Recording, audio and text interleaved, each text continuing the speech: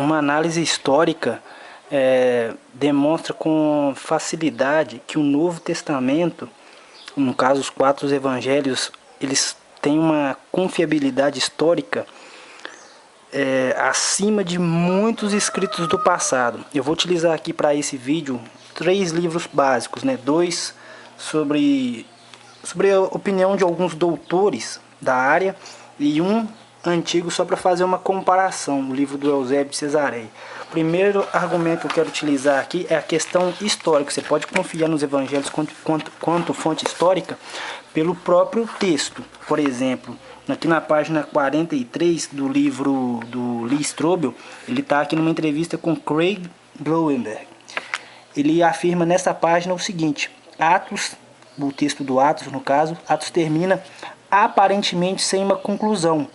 Paulo é o personagem principal do livro e se encontra preso em Roma. E assim, abruptamente, que o livro acaba. O que acontece com Paulo? Atos não nos diz, provavelmente porque o livro foi escrito antes da morte dele. Um argumento lógico, porque ele já vem sendo analisado desde a época de Eusébio de Cesareia. Eusébio de Cesareia, no capítulo 22, se eu não me engano, do primeiro livro, está na página 103, ele afirma o mesmo. Lucas tinha terminado os Atos dos Apóstolos nessa ocasião, abrangendo sua narrativa apenas o tempo em que convivera com Paulo. Concluindo nosso relato, observamos que o martírio de Paulo não sucedeu no período de sua permanência em Roma, descrita por Lucas. Provavelmente Nero, no início do reinado, era mais brando e acolheu mais facilmente a defesa de Paulo, em prol da doutrina, mas aumentaram suas audácias sacrílegas e com os demais, e os apóstolos foram vitimados por sua crueldade. A parte que ele afirma a mesma coisa que o autor ali do livro do Em Defesa de Cristo afirma, que pelo próprio texto você consegue ver a datação. Paulo foi morto antes da perseguição aos cristãos e Lucas não cita. Por ele não citar foi porque o evangelho já circulava no mundo antigo antes da morte do apóstolo, o que demonstra que é um relato vindo de uma testemunha ocular. Todas aquelas citações no livro de Lucas podem ser confirmadas também pela arqueologia. Uma outra coisa que eu quero citar aqui vai mais referente ao Evangelho de João. É a questão do tanque de Betesda. Por que eu quero citar o tanque? Eu vou deixar a opinião de um doutor, no caso o doutor F. Bruce, que é um historiador muito importante.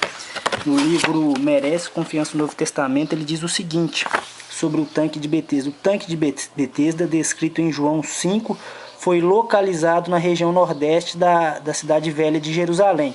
Essa mesma questão também do tanque de Betesda é discutida aqui no livro do Lee Strobel. Vou ver se eu acho aqui com rapidez, porque é interessante você ver o porquê da arqueologia comprovar que os relatos vêm de pessoas que realmente testemunharam a ressurreição, toda a narrativa de Jesus. Deixa eu ver. Que eu já passei.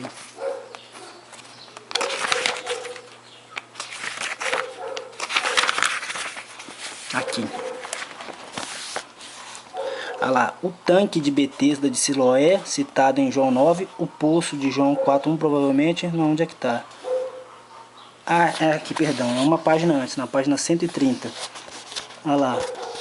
Várias descobertas mostraram que João é bastante preciso em seu relato, ressaltou McRae. McRae é um arqueólogo que Lee Strobel estava entrevistando. Por exemplo, João 5, capítulo 5, versículo 1 a 15, narra a cura de um inválido por Jesus no tanque de Betesda. Isso está no Evangelho. Diz que no tanque tinha 5 pórticos e durante muito tempo as pessoas usaram essa passagem como prova da falta de precisão do evangelista, já que tal lugar nunca foi encontrado.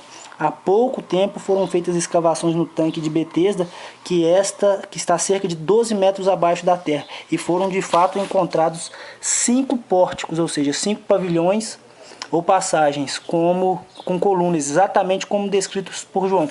Isso te leva ao cenário, ou seja, quando João escreveu o Evangelho, ele está falando sobre uma coisa que ele lembra vivamente, ou seja, uma pessoa que estava ali testemunhando o milagre acontecer. Por que isso é tão importante? Olha só, um argumento muito lógico também utilizado por F. Bruce no livro dele, Merece Confiança no Novo Testamento, na página 64. É porque Jerusalém foi destruída em 70. Logo, esses relatos vêm de pessoas que conheciam a geografia antes dela ser destruída. Olha só,